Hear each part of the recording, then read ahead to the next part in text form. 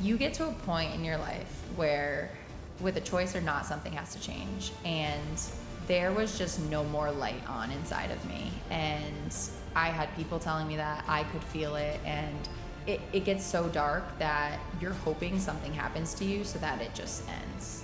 I went through a 2-year divorce, so that's the difficult process, because that's 700 and some odd days of your life where you have to question yourself, like, what did I do? What am I doing? What is my purpose? If you place your backbone into another individual, when it goes away, like who are you at the end of the day? The conflicting part that I'm talking about is I'm in the world of health and fitness, and there I was just drinking my life away. There's a difference between visualization and then materialization. Those are two very important things to understand. Everyone can visualize, but materializing something means that you're taking the actions from your visualization and putting them into a physical form. Once I started identifying that, I'm like, okay, this makes sense now. All right, welcome back to another episode of the 1% Club podcast, where we dive into what really takes to break limits, build purpose, and live a life full of relentless growth. Today's guest is someone whose story is a living testament, what it means to rise from the ashes and to rebuild from the inside out. She's a daughter, a sister, an aunt, and a friend, but also a former Division I athlete, performance coach, yoga instructor, and a voice for personal evolution. Amber Tobin has lived through identity shifts, life after sport, and the deep work of sobriety. She's someone who just doesn't talk about showing up honestly, she lives it. Amber, thank you so much for being with us here today. Thank you for having me, Sean. All right, let's start from the beginning. Amber, talk to me about the moment that you realized life after sport required a whole new identity. What was the hardest part about letting go of who you thought you had to be? Honestly, there was not one defining moment for me, because I was in this realm of sport and athletics and what I do for a living. So I was able to, I think for a while, hide behind that and just mesh the worlds. So, if you will, kind of live vicariously through the athletes for a little bit, or the clients who I was working with. And to some degree and level, that's super important in my opinion, because you can relate. And if you can't relate, you can't truly build that connection and have that understanding. But it became very clear after some time that it's no longer what you're doing outside of that either. So there's like this missing part of the routine, the schedule, the discipline, the teammates, the camaraderie. I think for me, losing that was hard. Yes. I had a similar situation where I didn't know I was basing my identity off of all the people I had worked with. So people like, oh yeah, here's Sean, he works with all those athletes, or this business person, that business person. And then I think what it did is it made me use that as my identity, when that's really not who I am at all. Mm-hmm. And when I had to step into running the company and step away from training and treatment and everything, it was definitely difficult, because I felt like I was losing my identity from stepping away from that. But in doing that, I feel like I got a chance to take, I'm always looking in this box here, and I got a chance to see outside of it. And it made me realize like what larger mission I'm really after was working with people and developing my team, developing my staff to do those things that I used to do and do them better. I feel like a lot of people, they're scared to teach people things that, it could be better. And in reality, why wouldn't I want you to do things better than me? Why wouldn't I give you the tools and the resources that some of them I had, some of them I never had, and I'm being blessed to give those resources now. Why wouldn't you want someone to level up? Because your whole team's leveling up with you. I think I said that in the meeting with you the other day about how important it is for each person that's in your life and in your circle should want more, if not the same type of goals that you have. Because if not, you're in the wrong circle. You can't elevate anywhere, and not focusing on business or finances, but just upon the type of human development that you want to surround yourself in a circle. I feel like to me that was missing. People were just taking from me, and I wasn't getting anything in return. It just left me feeling empty, and I'm searching for who is Sean, Yeah, I think a big part of that too is if you allot a lot of time somewhere, of course that's going to become your identity or what you relate yourself to the most. So if you're spending a lot of time at work, the people you surround yourself with is going to become a lot of characteristics, goals, values. Same with teammates. If you're on a team, whatever, professional, high school, college, you are submersed into that environment and around those people. And if you call yourself an athlete or a family man or whatever it may be, it's like, okay, let's actually look at that, because are you with your family, or is that just 10% of your day? And so I think when you get to spend a lot of time outside of that and alone, and I've had the opportunity to like do that deep work of how are my percentages of my time being spent, and is there, I know some people don't like balance, but I think it's important to have ebbs and flows of it, and to check in of, okay, how am I doing with this, and where can I spend some extra time? Because who are the people that I'm seeing the most and spending the most time with? And that's going to change in every season of life. But I think across the board, just being aware of it first, and then like, all right, how are we showing up? Who are we showing up for? How are they showing up for me? And it all is like ties together. Yeah, and I think, we talk about time, but, oftentimes people are they're so distracted that are they being present with themselves? Mm-hmm. So maybe you're with maybe you're at work all day, but then you go home and you have 30 minutes of dedicated time to yourself, or you're at work, you go home to your family and you have 30 minutes of time dedicated to them. There's no interruptions, there's no phone, and you can be present. But I feel like it takes someone so long to actually get to that point where they realize that I think we all think that time is the most valuable currency, but it's really the energy and what you're giving during those minutes, 100%. There was times when you were saying that, I was thinking about times I was with my family where I'd have my laptop with me and I'm working on something that I think is so important and it has to be done now. And then I leave my family and I wonder why I'm still like anxious or burnt out and just not full. And I'm like, oh, because you weren't actually with your family just then. Like, you were there physically, but energetically and all of that, Like, yeah. And then they're experiencing that version of you too. So it's not a good feeling for anyone. For sure, absolutely. You shared that sobriety wasn't just about abstaining, it was about rebuilding trust within yourself. What did it take to start over with the foundation that felt shattered? I come from a place where the signs and what I experienced were there really early on. So even from a little kid, there was something inside of me that just felt off. And anyone who knows me now knows that I'm very outgoing, energetic, and I love connection. But there is huge chunks of my life where that was missing. And on the inside, I felt completely empty and struggled with depression, anxiety, all of these emotions that I just didn't know how to deal with and didn't want to. Quite frankly, I didn't know what they were. So I just kept tucking them away a little bit. And as early on as like 13, I was seeing a therapist, entertaining that for a little bit, but just wasn't working. And for me, it was really easy to just dive into academics, athletics, and friends. I loved school, I really did. And again, I could kind of hide behind that because I was a good student and I liked it, I enjoyed it, always have. Always want to be a student in everything that I do.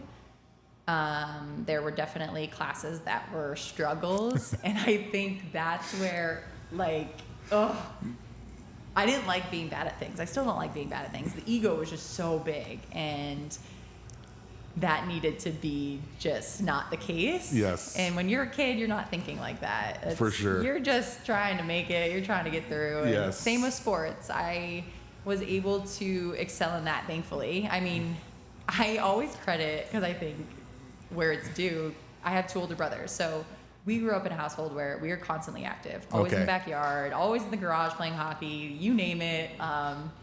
They were making me do something, Yeah, so. I was going to say, just because you're a girl and they're boys, they're probably like, no, we're treating you like a brother. Yeah. Like, we're giving it to you. I got away with nothing. And I loved it, I think it made me a good athlete and pushed me in a lot of areas of my life. They held me accountable from very early on. And super loving, though.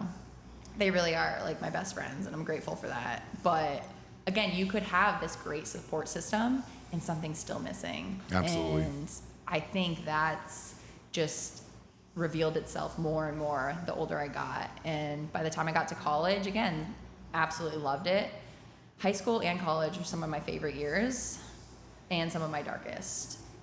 And there were certain parts of me that just I kept feeling disconnected from, and from faith. That's a huge thing for me. And you don't see all these things until you see them. For sure. In hindsight, now I can connect a lot of it in my brain and at face value for what it was. And it's been a huge part of my journey in every aspect of my life. That's amazing. What made you enter rock bottom? You get to a point in your life where, with a choice or not, something has to change. And there was just no more light on inside of me. And I had people telling me that. I could feel it. And it gets so dark that you're hoping something happens to you so that it just ends. And people who have been through those things understand it. Oh, yes. Sometimes there's no words, and fortunately enough, like, I've been able to completely live through those moments, and I am now so grateful for it, because even on the bad days today, they're not that bad. And I get to wake up and just have 2 feet get me out of bed. I have 2 eyes that I can see with. Like, I think that's something that people take for granted, are the 5 senses. And it's the little details in every single second of every day that I'm grateful for, because there were times where I couldn't get out of bed, or I was just drinking myself into an abyss and struggling to do anything. Never mind the thoughts that I was having or the pain I was experiencing and the people I might have been hurting. Any of it, all of it. It was too much to bear sometimes. That it just reminds me of something that I posted today about we ask for strength, but we don't want to deal with the process that strength is going to teach you to learn to grow. And I went through a 2-year divorce, so it's that's the difficult process, because that's 700 and some odd days of your life where you have to question yourself, what did I do? What am I doing? What is my purpose? If you place your backbone into another individual, when it goes away, who are you at the end of the day? So it was like a complete strip down.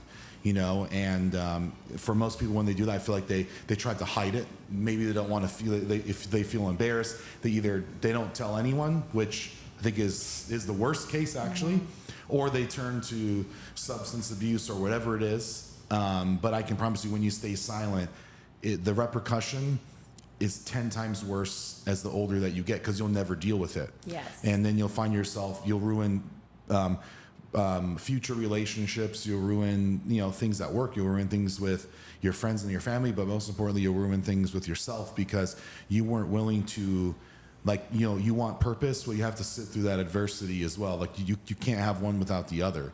And I think that produces grit. And I explain grit, it's not like, oh yeah, I'm gonna work 20 hours and blow through this mountain. No, grit is actually something that is the most valuable currency, because you can only obtain grit if you deal with pressure and adversity and hardship for a certain amount of time, where you learned that you don't callous over it, but hey, I can work through this no matter what's going on in my life. It may not be easy, but I'm going to wake up tomorrow, like you said, standing up on your 2 feet. You can see, you have 2 eyes. And I feel like people just aren't willing to go through that. And in turn, they're never going to deal with whatever they got going on in their life. For me, it took 33 years in order to be like, okay, I have some things that childhood trauma that's all stored and set in. It's a tough thing, and when you're quote unquote in the face of the public, you feel like, oh, I can't let anyone see this. But when I started talking to my friends more, I found, my faith in church again, and that made it feel better. But I didn't use, let me go to church every week so I could reset myself every week. I was I understood that I need to practice these things daily. I don't need to go to church for a checkpoint just to get myself to the next week to say, oh, God, I'm so sorry for failing these 7 days, but let me lock in with you again, and let me do that again and again, 52 weeks out of the year. Like, you're never gonna, there's no refinement there. So when it starts to be like a daily practice where you're holding your own self accountable quietly when no one's around, that's when I think the breakthrough kind of started to shine through. Yeah, and I think going back to, well, really all of that, but the suppressing of emotions, feelings, and I was suppressing who I was, and I also had this wall up because I was one person in front of people, and then I was this completely different person behind the scenes that no one knew. And to show up, there was that conflict with my authenticity, because here I am saying I'm all these things, right? Going back to the identity too of who is Amber, and I didn't know, and I also was pretending to be all these things that, whether it was pretending or not, I was still showing up and doing that, and I do think a lot of those to the core who I am now. But there's a difference between being able to stand behind it and just showing up for it. When you say you were hiding behind the things you were doing, like, what was that, so people can have an understanding of where you're at now versus what you were doing back then? Yeah, absolutely. So I think everything in my life up to this point I am so grateful for, and I know that without it I wouldn't be who I am. But the conflicting part that I'm talking about is I'm in the world of health and fitness, and there I was just drinking my life away. And so being able to now stand here and preach the importance of a healthy lifestyle, the importance of showing up for yourself, for showing up for others, and keeping the promises that you make to yourself, has a whole different meaning. Like, I feel it in my bones today when I say it to people, and I can, I think, help and influence and change more lives because of that. And things don't click until they click. And I know that having now a strong relationship with God, I can walk in that more powerfully than I could before, because it was missing, and I didn't have the foundation to back it up. It was there, it wanted to come through, but I was just extremely, extremely lost and disconnected from it. No, and then, at that time in your life, did your family know? Yeah, my family has been my biggest support system through every single part of my life, and I am eternally grateful for that. They really are my support system, my rock. I would do anything for them, and they would do anything for me. And I know a lot of people can't say that, so it's something I don't take lightly. And we all stay in connection to build those relationships. I think a big part of that is my parents raising us the way that they did, communication, and just knowing that they were always there for us no matter what. Again, I think there's always different dynamics and complexities to that, and being someone who, I had a lot of fears, I still have a lot of fears, but you don't want to disappoint your parents or your family. Right. And there's so many different things that pop up with that, and I think that's why I tried to hide it so long, to pretend that things weren't there. And so I was just not facing my demons for so long, which only we know when you try to bottle things For down, sure. they're just going to come back full force. Yep. And that's exactly what happened. And Yep. now it's okay. Now I can talk about it. I can laugh about it. And they can too with me. Thank goodness. And there's still hard days. There's still hard conversations, but it's all with love. And I know that as long as I'm still walking in truth, that they will honor whatever that is. Yeah, and I think that, obviously, I grew up with a single mom, and I'm not close with any of my family, unfortunately. Something that I'm, currently trying to work on. But I think, for viewers listening, it's like, then if you don't have close family, like, find some close friends that you can consider your family, or just a person in general. I think we use the term family, and it's like, you're set on stone, but like, just find some good people, but start with yourself, and I mean, you just have to be strong for yourself. I know it sounds cliche, but it's like the day that you decide to do that, then you decide again and again. It's like a compounding effect starts happening, and I think that leads to the breakthrough. Whatever breakthrough that someone needs, I think that them just showing up a little bit every single day. I feel like we we get scared because like, oh, I need to do this perfectly, you know, and I don't think that that's the answer. The answer is the fact that in your mind, you just decided that you have to do it, you know, and I feel like it's like one foot in front of the other, never looking back is always what I tell myself. And now I tell myself one step at a time climbing, because it's like, I realized that I was going linear, you know, I wasn't going up. So when I reference that, I'm like, okay, I need to be able to see. I need my point of view, my reference point to start changing. And then it started to change the way that I thought a little bit. Because I think many times in life, you're just, whatever you think that you want to do is probably so small to what you actually think you want to do. But fear holds you back from doing 95% of the things that you want to do. Yes. And with that comes trusting yourself. I've been huge into, as you know, yoga is a part of my background. And I think that has allowed me, that's been an amazing tool to get into my meditation practice and just more grounded in all areas of my life. And again, it could sound cliche to some, but to me, all of what I do is almost the same, because it's a constant practice throughout the day, whether that's meditation, your contact with God, your whatever it may be. You're constantly trying to come back to that. And why? So that you can show up and be kind to others. You can be of service. And if you're living in just this stage of fear, you're blocked, you're disconnected. And in order to build those relationships and those friendships, you have to let people in.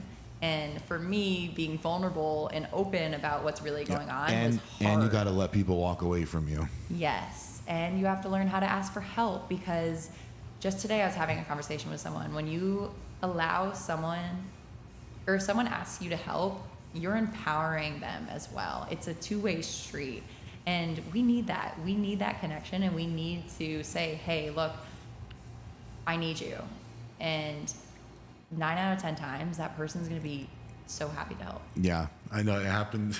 It happens to me all day. And then I think sometimes I'm like, oh man. But then I'm like, I realize that, you know, like the universe gives me this platform because they know I can take it. So I can help that individual that they probably can't help themselves. And I'm like, I got so much on my plate already. Like one more little nugget on the top is gonna crack it, but it's not. It like I'm prepared to handle it, but I'm like, okay, this person needs it more than I do, you know. So then in my mind, I'm like, what can I do outside of here that allows me to kind of fortify my brain so I can withstand and withhold when people are asking for help, because I hate saying no, you know. But now I'm way better at the recharge. Like, what am I doing to recharge myself?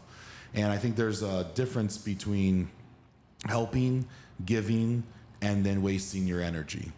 And I started identifying, like, if someone's wasting your energy, then not only are they asking and you're giving them the help, but they're taking your energy with them as well. Maybe they're not ready to accept the things that they're asking for, you know?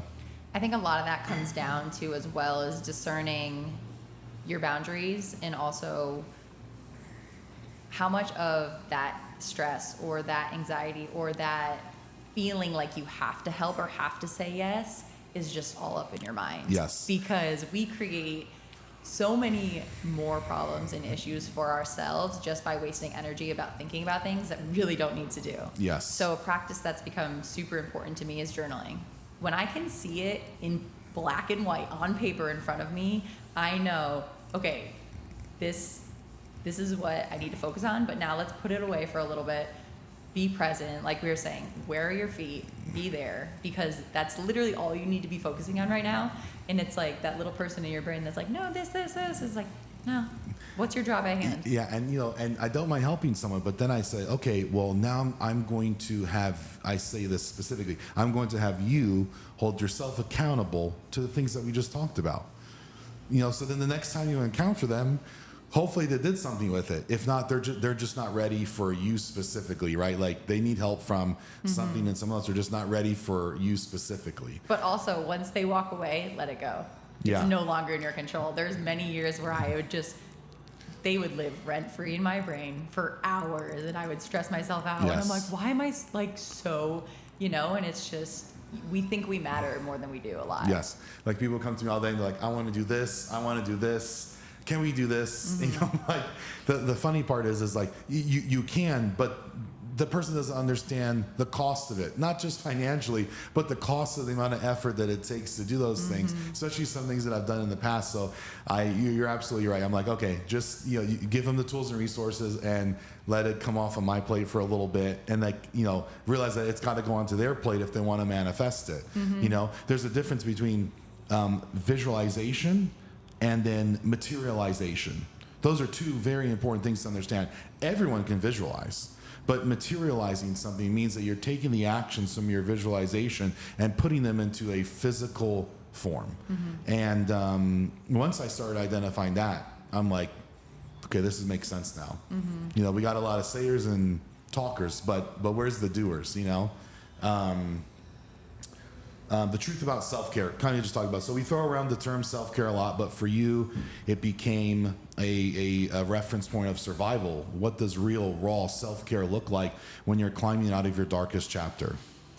Oof. Real, raw. I love using the word raw because I think it's so true. It gets down to the bare minimum of... I know you say you got the journal and the yoga, but they're like, what was the rawness before you found that? Sitting with my feelings, acknowledging what was going on, and learning how to love myself again. I think that was and is still the hardest thing to work on daily. It's the thoughts in my mind that pop up that I have to discern, are these real or am I creating this? What was that process for you? That looked like building routine and discipline in the tiniest of ways. So whether it's a morning routine, for instance, I never had that in the way that I have that today. So waking up in the morning and reading or breathing or praying, reaching out to someone, it's building repetition so that I don't give myself the option of anything else. This is what I do. And I think when you tell yourself this is what you're doing, it encourages you as a non-negotiable, this is what I need to feel good. And I know now that I can back this up and I can look back and say, why don't I feel good today? Oh, you didn't do this today. Or, oh, this is a great morning. Like, why? And so you have facts. And to me, that's vital. And leads into the next question, the power of presence. So you've said the quiet habits like breath work, journaling, and presence are the real game changers. Why do you think that we resist the slow, unseen work that actually changes everything? My favorite thing is when people say, oh, I don't have enough time to do that. Because I used to be that person. Yoga, breath work, meditation. Don't get me wrong, I am not good at any of these things, like to a T, whatever. But I try. And if you carve out time and you get still with yourself, you realize 90% of those problems you thought you had go away. Yes. And that's why people need to be doing it, especially the people who don't have time. Yes. I just saw a quote the other day that I loved. It was like, if you think you don't have 20 minutes to go sit outside in nature, you should be sitting outside for an hour. So it's funny that you say that. So I have, I think it's probably just at this time of year, but I've got like crazy amount of flowers at my house, but it's only in one specific time. So the other morning I actually realized that, oh man, these things they're beautiful. It's awesome. Like I always bypass it. I'm like, oh, I remember that from last year. And I'm like, shit, that's a whole other year that just went by. So I was walking outside. I'm like, man, this is nice and like peaceful. I never get a chance to allow myself to do that. It's like, I can't tell you, obviously I have very wealthy clients. They have some of the most absurd homes ever. They never enjoy that home. It was just like, I could afford this. I put it here, and what does it mean to them? Not what they thought about it, And I'm starting to realize that I'm glad at a young age. I think I was like 18 is when I've been into every expensive home in Las Vegas, and maybe 5 out of 100 you could feel like it actually felt like a family home. And I'm like, man, I hope that I don't end up that way when I'm older. Like you just have a whole bunch of stuff and it actually means nothing. Like it started to scare me a little bit. Ironically, I'm now seeing that in my own life. Like I was driving, like, Sean, you own one of the best wellness centers what excuse do you keep giving yourself that you can't take care of yourself? I mean, really, I can walk out here and do it, but it just didn't mean enough.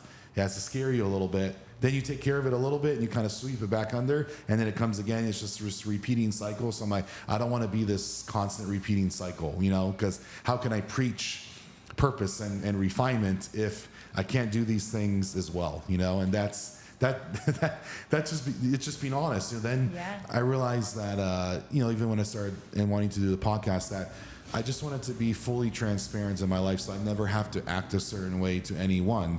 And I kind of, against a lot of people's opinions of what they thought it was, I define my own brand exactly what it is that you see today. It's just Sean, and honestly, I couldn't have done anything better because it's an organic brand. No one ever forgets that they met me. I try to leave a positive impact. I try to work hard. And most importantly is I'm just doing it for myself. Like I didn't have to be someone that I wasn't. And now so anytime someone says, "Oh, yeah, that's Sean," he has no. That's what I did before. Let's focus on what I'm doing now, which is actually trying to help people on a spiritual level, help people on a mental health level, help people on their human performance, help people in their in medical. And when I started focusing on that spiritual side, that made me feel like I have purpose. Because I can do all things. I can go out and get any client. I can go out and get any athlete. I can work for any sports team. I got companies that want to hire me as a CEO, pay me 7 figures. That has no purpose in my life anymore. And I also can only help a certain amount of group of people at one time. I said, how can I use my platform now to have tremendous outbreak on how I can help people? And it was like slowly helping one person at a time so they can go and do the same things. And in that process of me doing that, I'm actually learning so much from people. And it's just continuing to refine that process. That's how I did with the training. Like, I didn't create any of the training that I do. I took the best things from every person and I put it together and I made a program and a system. And I'm doing that again with this soul search. I'm taking all these gems, stuff from church, things from entrepreneurs, things from the staff. I hold the door open for every single person, no matter where I'm at. I say hi to every person, no matter where I'm at. Could be in Walmart. And why is because often people overlook other people because of the things that they're doing. Oh, maybe you work at the front desk at Walmart. Oh, you're the cashier. And all they're doing is missing little gems. They're missing a chance to connect with a human being that could probably tell them something way more important than that guy telling you how he's got 6 Ferraris. Yeah, I think to all of that, it's if you want a rich life, you need to fill it with rich things. And to me, that does not mean money. So I walk around so light today because I'm really trying to invest my time. And to me, time is everything. And that's what I want to be concerned with. I live right now in a 1-bedroom apartment, and it is my favorite place I've ever lived because I've been really intentional with making it mine. And like you were talking about houses, like, is it a house or it is a home? And I want to live in a home. And someday, like, I want a husband, I want a family, and I want all these things, but I know I need to build that for myself first. Yes. And all of those things will happen when they're meant to, but what am I going to live in now? Like, what kind of space do I want to create? And how am I showing up for my friendships? Those are just, I think you should treat those with as much time and energy as you do your intimate relationships. Same with your family. And those relationships, to me, are what make your life so rich. And when I can look around and say, okay, like, I feel good about how I'm showing up for them and if I'm available, or am I taking maybe a little bit too much? Can I give back some? And that's the balance that I look at and kind of run how my day went by now. And I used to feel, and it creeps up every now and then, but like when you are surrounded by people who have all of these things and you start to compare, and comparison is the thief of joy. Yes. So how do you bring yourself back to the ground and back to my values so that I am staying true to myself of, you know what, like, that's great for them. And that does bring some happiness. I truly believe that all of these things, like, everyone wants to have and enjoy and travel, and we can't do that without money. But at the end of the day, you want to share it with people. Yeah. And Absolutely. connection is the biggest thing to me. And money is just a tool. It's a tool to do the things that you want. You know, the interesting thing is, obviously, I've been an entrepreneur since I think I was 18. We can save how that happened for a different thing, but I can't remember when I made my first $1 million, and I don't even remember it because it wasn't significant, because it wasn't the $1 million.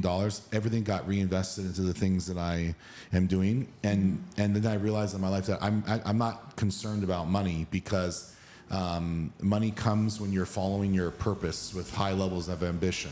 You just get more out of life.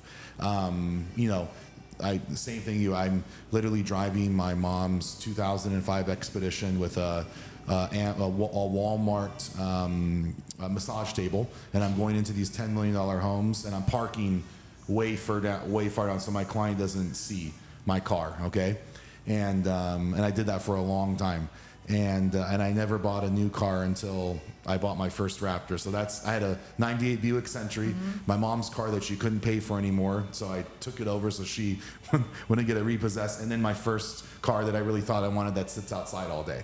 And but in my mind, I'm like, I felt so ashamed that I didn't have these Ferraris and Lamborghinis that are sitting in my client's driveway. That's when I started realizing when I was in their home, like, man, something feels off here. Like, think it's okay to have a nice house, it's okay to have a nice car, and you can get all those things in time, but not at the cost of yourself, you know?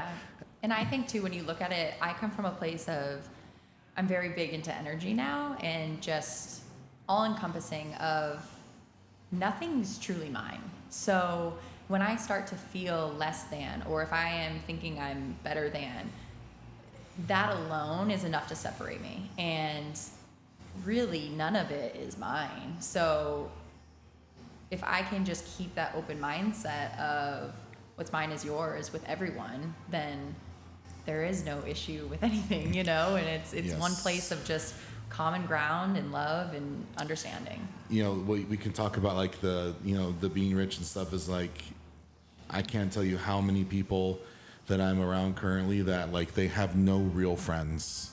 The people that are around them are only there for the things that they do and the things that they pay for, and it's really sad.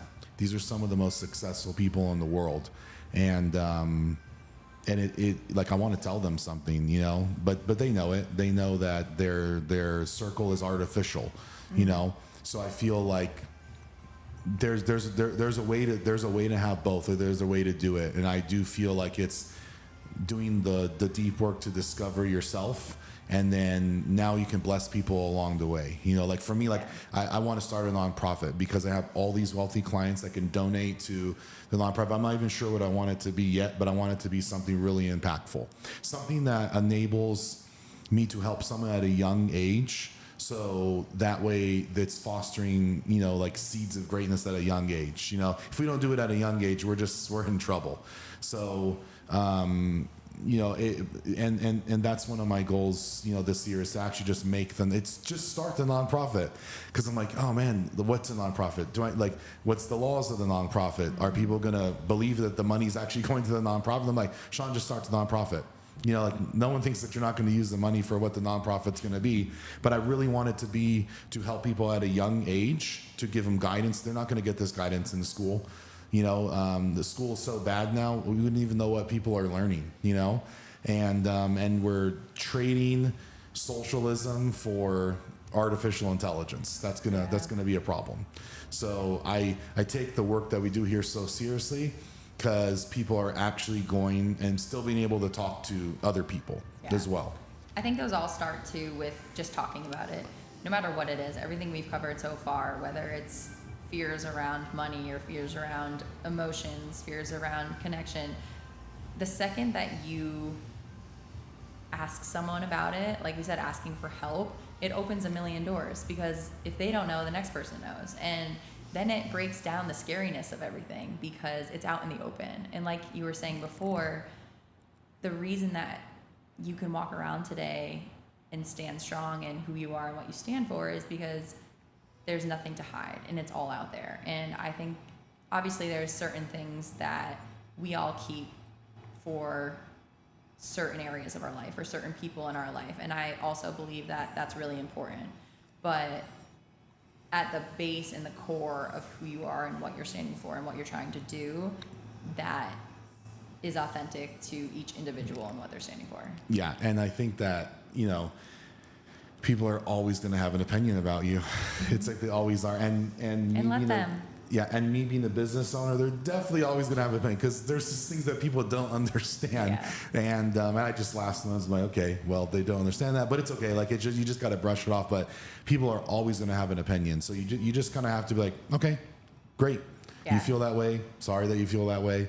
And you just have to kind of brush it off because you can't let all those opinions start creating like doubt in the person that you are, as long as they're walking in your truth, you just brush those things off. 100%. Strong women and soft power. So there's so much power in being a strong woman who leads with softness. How has your relationship with strength evolved physically, emotionally, and spiritually? I love this.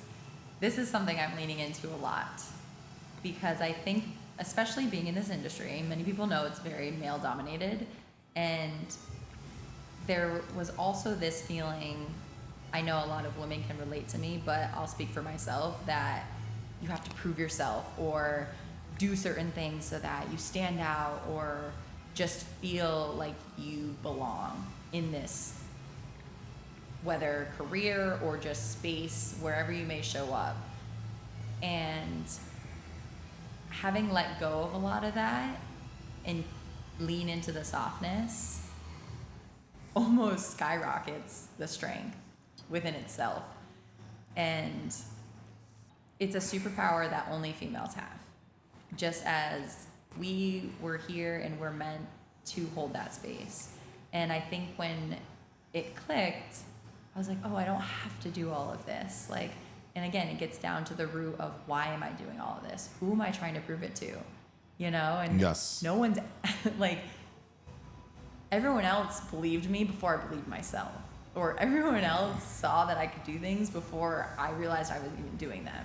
And that's the shift mentally, where it comes back to all those practices, why they're so important. Because if you truly don't believe it yourself, you're the only one hurting yourself. Like, you're stuck in this place because you're not open or aware of it. Yeah.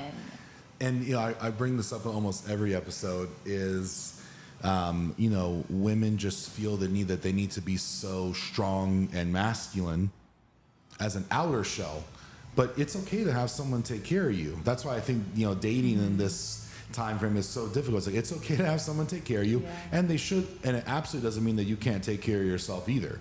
Doesn't mean that you can't be strong and independent, but it's nice to be cared for every once in a while. And it's and from a male to a female standpoint and a female to a male standpoint. And I feel like when we start to shift our gears around that you're just working in unison. Yes. And that I definitely feel like that, and who knows who started it. I just can tell, like, you bring up being a female in the fitness industry. Okay, well, for 99% of people to gain popularity, you have to show your body on the computer. And but now we're seeing a shift, because now people are sharing. They're sharing the thought process. They're sharing the information deliverance. They're sharing the creation of people that are creating their processes, standing in them, and then delivering on their affirmations. And that's what people are sharing now. Because to me, that's the definition of strong. Yes. When you need to gain attention and you think that you need to show your body, who cares? That's not what I'm talking about. But you literally, I can see it, like, that's the only thing that they're using to carry the vessel forward. That's not going to work very long. And in doing so, the only thing that, oh God, you got a nice body. Oh, you got a nice body. Oh, you got a nice body. Okay, great. You just externally validated yourself so high. Good luck ever returning to your center. And they don't even know that they're doing that. Don't get me started on the poor generations to come. That's what they're seeing, and that's what they think is what they should be doing. But to backtrack a little bit, I think it all comes down to having a strong sense of self. And whether it's in the dating world or the career, if you don't know who you are and what you stand for, then of course you're going to let someone else dictate that. Or if you've had inner child work or trauma or something that's going to bleed over into that relationship and vice versa. And when you start to look at those things, because I know I've been all over the map with how I've shown up in relationships and up and down, and now I'm starting to see, okay, how do I intentionally want to be? And let's take a relationship for what it is. I've been single for a while now intentionally. I moved out here with an ex, and before that, I was constantly with someone because one, I was trying to hide behind a lot of things, and two, I also I still struggle with the help and letting people care for me and all of that, because there's that sense of, am I asking for too much? Or it goes all the things that they label women as, and so it's like, oh, okay, let me go in this direction and be super hyper independent, and then it's, no, don't believe everything you read, see, hear, all of that. And it got really loud at one point. And then I had to sit with myself and just say, okay, how do you want to show up? And I do believe women you want all sides. That's what makes you you. But as long as at the root of it, it's all authentic, then you're going to show up how you're meant to in those relationships, in that career, on social media. And if you're not, people are going to notice. People are going to feel that. It's all energy. And, the interesting thing about that is, you ask, can you be friends with the opposite gender and ask for their help? Well, that depends on if you can be truthful with yourself. Yeah. I've always been, people ask, do I have more male or female clients or whatever this is? I don't even care about that. Never cared about it. Everyone comes in here to see me. I help everyone. I consult everyone because there's transparency there. But that's another part is, okay, well, you're with someone, so you can't work on yourself. Then you decide one day, I need to be by myself. Then you get alone for so long that you feel like, now I'm just independent and can't go back to the softness again. And then the cycle just repeats itself, Yeah. And then you put narcissism in there, and it just really, then you're like, man, 20 years, like, how come I can't find anyone to be with? And the opposite person is thinking the same thing. And I just really believe that it has to be done. Like, it has to be done together. It's definitely okay to be taken care of. You should always take care of yourself. And it should always be, in equal street, because then you never feel like you're depending on someone.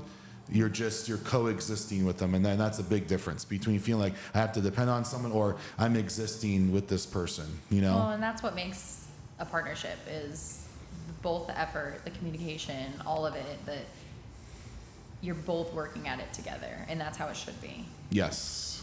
Relationships and boundaries. So you've learned to find people who meet you where you are, not where you were. How do we learn to set boundaries without guilt, especially when evolving triggers of others around us? I believe it comes from communicating clearly. So there's ways that you can tiptoe around boundaries, and there's ways that you can respectfully set them. One thing I've learned is that no is a complete sentence. And a lot of people don't like that, and That's I love awesome. when I read it. Yeah. But everyone thinks you They're owe like, them an explanation. where's my justification? Yes. It's just no, And it's hard to do, because coming from someone, I used to think I had to over-explain or overshare or whatever. It's like, no, you don't. Because whatever they think about you, about the situation, about your answer is theirs. That is very, as a business owner, the need to always justify when I can't do something, which is rare, especially the staff. But let's reword that, because not as a business owner, as a human. Yeah. It doesn't matter what you're labeling yourself as. That's just bottom line to anything. Yes, that's true. Yeah. So that's what happens. I'm always putting it first, but that is a great sentence, actually. Wow. I didn't come up with it, so. No, it's good. Success redefined. So for years you chased success the way the world told you to. What does real success look for you now, and how did you learn to drown out the noise?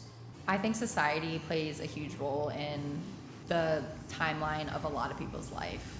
You go to school, you do sports, or whether it's theater, music, whatever your thing was. And then college, I think in today's world, that's drastically changing.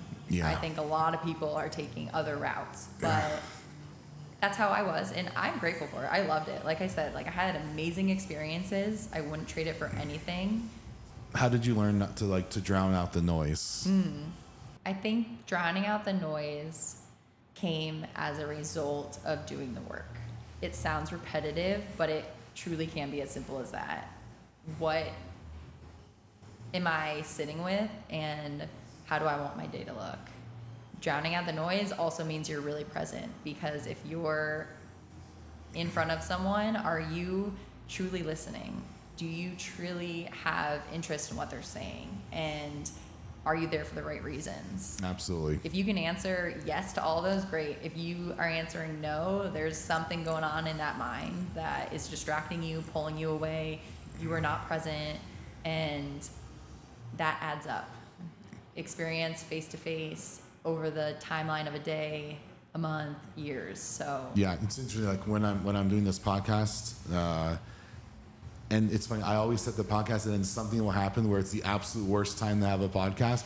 But I 100% try to be 100% here for the person sitting in front of me, because not only do I respect their time, but they're on here for a reason. And the reason is I just don't have anyone planned in advance. I just use my intuition will tell me I want to ask this person this week. I'll ask this person next week, because this isn't, I'm not trying to have a world famous podcast and ask the same 6 questions. That's never what it was about. But, I don't even remember why I wanted to have a podcast either way, but now it doesn't matter. Now I thoroughly enjoy this. It's like a time where 2 people can give an hour of their time and it's equally reciprocated. And I've found to really, really enjoy this, what I'm doing here. yeah, I think that's why we enjoy a lot of things that are considered hobbies or whatever, sports. You're not on your phone.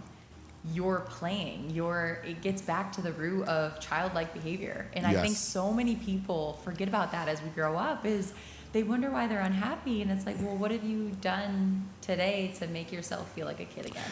That brings me to my next one, is mind-body coaching. So as a coach, you made the shift from performance to presence. So how do you help your clients or yourself heal through movement rather than use it as punishment? I think both are equally important.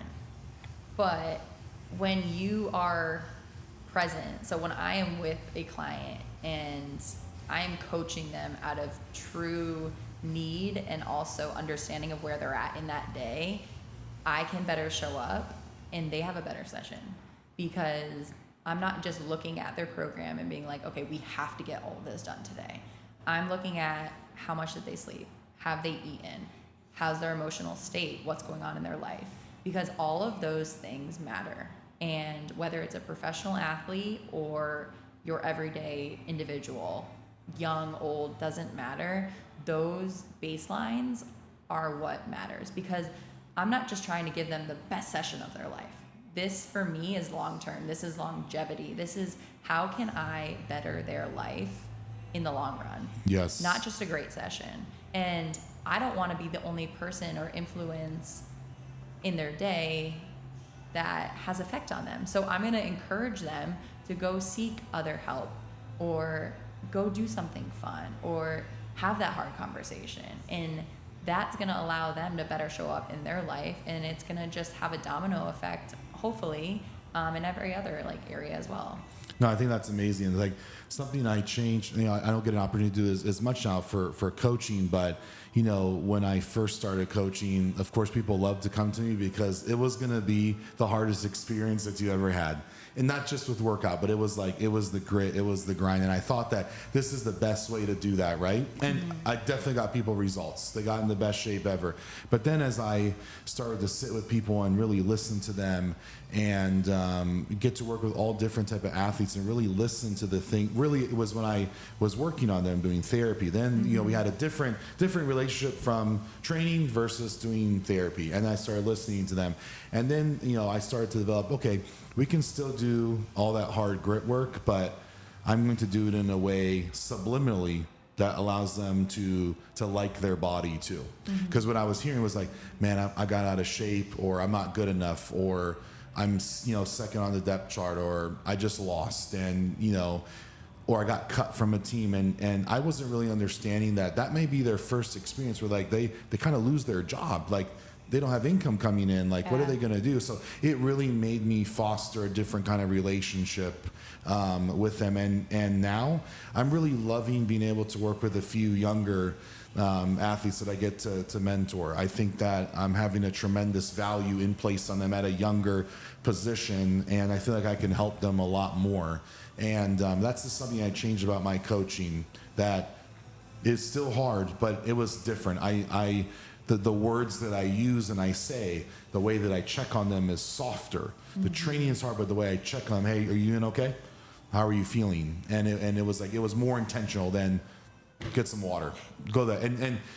But that's what they teach you. That's what they teach you. And that we thought it was right, because if you come from a place of, oh, they need to know that I mean business, and it's like, again, they need to know it's creating this facade, and it's, no, you know your facts, you know your science, you've done the work, but how are you going to show up as a coach? And they're going to get a good workout. Yeah. The other way with just training, with just the hard-nosed style training, is they would never tell me when they didn't feel good, like when they legitimately didn't feel good or they were hurt, because guess what? That's exactly what their team or their coaches do. Is they never gave them an opportunity to be like, hey, something's just not right today. Like I'm just not right. And when someone tells me that now, and I can actually ask them, and half the time they just come and tell me, hey, something's just not right today. This is hurting, or I got this going on at home. We're still going to do the same work. Mm-hmm. But the fact is that they felt that they had that opportunity to say something without getting judged, just took that load off of their shoulder. And I think too, it goes back to what we were saying about having been through whatever you've been through. Anyone's story, everyone has those moments, and we are our own worst critic. Yes. So you don't need someone else telling you. They're already thinking 10 times worse. Like, if someone was in my brain, they'd be like, oh my gosh, you think that about yourself? Yeah. Like, constantly. I said this another thing, and it was emotional for me, but the way that I was speaking to myself, trying to motivate myself to keep going, I don't even want to repeat it, because it was really the worst things that I think anyone's ever heard. Like it like stopped people in their tracks. Like, that's just what I thought. I thought that's what I needed in order to produce results in myself. You have nothing else to compare that to. We're each living in our own minds, and so that's why the self-love, the self-care, all of those practices are so important, because how you show up for yourself and how you take care of your own body and mind is going to reflect how you're treating others, and absolutely creating that softer way, and being approachable and being able to be vulnerable about what's going on. And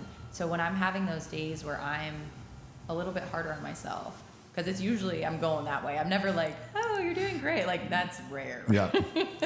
Like, we got to be better at those days. Yeah, exactly. And I know that now. So if I'm leaning that way, let's bring it back. We may not be there yet, but we're trying to live somewhere in that balance. And that's where it gets back to the yin and yang. We're not meant to live in one of those constantly. We need the balance of good and bad, and that's what keeps us neutral. And like today, I want to live in a place of neutrality, because that is what my body and my nervous system needs, is calm. Absolutely. And to me, that's very foreign.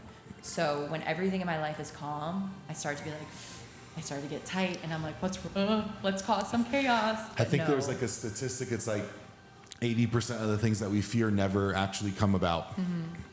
Yeah, right there. And that's, again, it's all mostly living up in your mind. Coming home to yourself. So if someone listening to this right now is in the middle of a mess, what would you say to them about trusting the process of becoming who they actually are?